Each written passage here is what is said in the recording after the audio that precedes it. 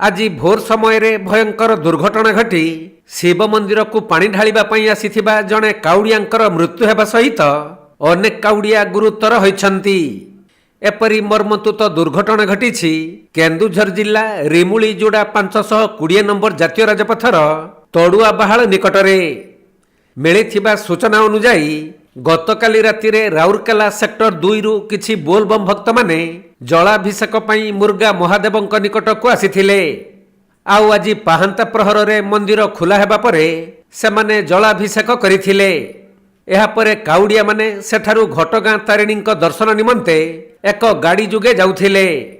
हेले रिमुली जोड़ा 520 नंबर जातीय राजपथर तड़ुआ भाल निकटरे एक अजଣା ट्रक सेमानक गाड़ी को धक्का देइथिला। फलरे घटनास्थल रे जणे काउडियांकर मृत्यु हेबा सह अनेके गुरुतर होइथिले। खबर पाई तुरंत आम्बुलेंस पहुंची समस्त गुरुतरंकु उद्धार करी वासुदेवपुर मेडिकल को नहीं भर्ती करिथिबा जଣା पड़िछि।